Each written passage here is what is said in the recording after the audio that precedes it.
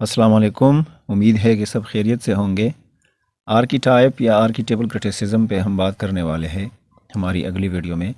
تو اس سے پہلے ہمیں میتھ اور میتھ کرٹیسزم اور میتھولوجی یہ ساری چیزیں جاننا بہت ضروری ہے۔ تو آج کی ویڈیو ہم میتھ کرٹیسزم پہ بناتے ہیں، شروع کرتے ہیں۔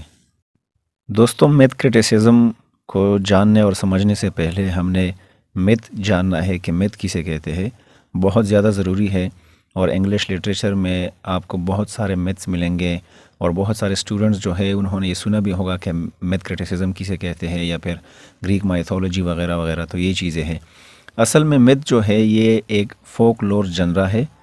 جس طرح ہم ناول وغیرہ ان چیزوں کی بات کرتے ہیں، یا ایجز کی بات کرتے ہیں، یا موومنٹس کی بات کرتے ہیں، تو یہ ایک جنرا ہے لٹریچر میں، اور میں انگلش لٹریچر کا نام لوں گا کیونکہ ہم وہی پڑھ رہے ہیں۔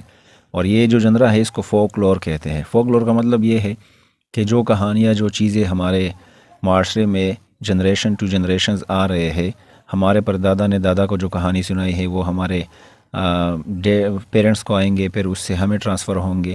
تو اس طرح کی جو میتھس ہے جس میں کوئی ریفرنسز ہمیں نہیں ملتے کہ یہ کسی نے کہا ہے، کسی کتاب میں آیا ہے، وہ چیزیں جو ہے وہ ایک فنڈامنٹل رول پلے کرتے ہیں ہمارے سوسائٹی میں۔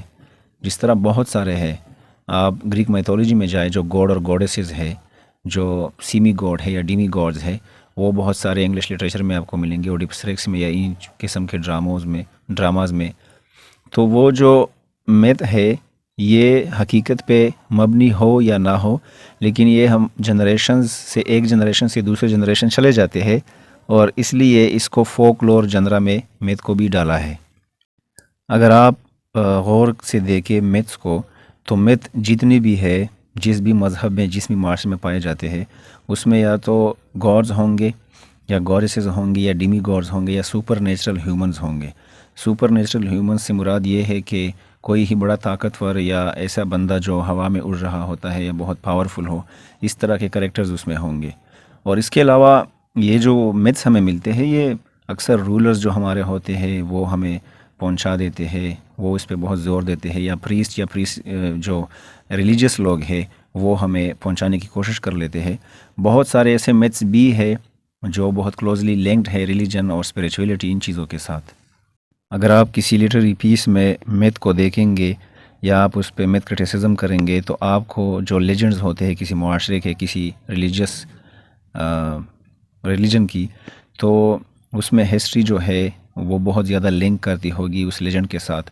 ایسی کوئی کہانی ہوگی جو کہ آپ کے ہسٹری کے ساتھ بہت زیادہ ریلیٹڈ ہوگی، لنک کرتی ہوگی، اور اس کے ریموٹ پاسٹ جو ہوتی ہے، اس قبیلے کے، اس معاشرے کے، یا اس مذہب کے، اس کو ٹرو یا سچ سمجھا جاتا ہے۔ یا میتھ جو ہے یہ ہمیں ریلیجن کے بارے میں بتا دیتا ہے کہ یہ کس طرح بنا تھا۔ میں یہ نہیں کہہ رہا ہوں کہ ریلیجن جو ہے وہ سارے کے سارے میتھولوجی پہ بیسڈ ہے، لیکن میتھ کا میں صرف ڈیفینیشن کر رہا ہوں کہ بہت سارے ایسی کہانیاں ہوگی، ایسے ریلیجنز میں ہوں گی، ہندوازم میں، کرسچینٹی میں، یا اسلام میں، جو کہ لکھائی نہیں، ہمیں ریٹن میں نہیں ملے گی، لیکن لوگ اسے ایک دوسرے تک پہنچا دیتے ہیں کہ یہ مذہب کس طرح بنا تھا۔ یا ایسے میتھ ملیں گے ہمیں جو کہ سوسائٹی کے بارے میں ہمیں بتائے گا کہ یہ سوسائٹیز کس طرح بیلڈ ہوئے تھے۔ اس کے علاوہ اگر ہم پھر میتھولوجی پہ آ جائے، تو میتھولوجی جو ہے یہ اسٹڈی ہے جو کہ اینشنٹ ہسٹری میں اسٹارٹ ہوئی تھی، گریکس وغیرہ میں۔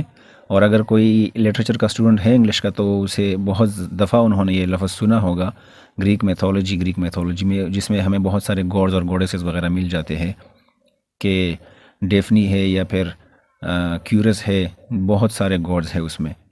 اور اس کے علاوہ گریک کے بعد جب ہم آ جاتے ہیں تو یہ چیز تھوڑی کم ملتی ہے ہمیں لٹریچر میں، چونکہ ہمیں انگلش لٹریچر کم ملتا ہے۔ پھر جب ہم نیو پلیٹونسٹ ایرا میں آ جاتے ہیں، جس سے مراد رینیساں ہیں، تو رینیساں میں میتھوگرافرز بہت زیادہ پیدا ہو گئے، انہوں نے پھر گریک میتھولوجی اور ان چیزوں پہ کام کیا۔ اور آج کل ہم میتھولوجی جو ہے وہ فوک لور میں پڑھتے ہیں، یہ ایک جنرا ہے اسپیسیفک۔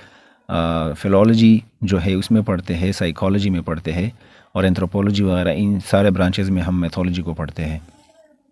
اور میتھ جو ہے یہ ورلڈ وائڈ یا وائڈلی اس لیے استعمال ہوتی ہے کہ اس کا ماننا یہ ہوتا ہے لوگوں کا کہ یہ جو سٹوری ہے یہ آبجیکٹیولی ٹرو نہیں ہے، اس میں آبجیکٹیویٹی کم ہے، اور سبجیکٹیویٹی کی ملاوٹ اس میں ضرور ہوگی۔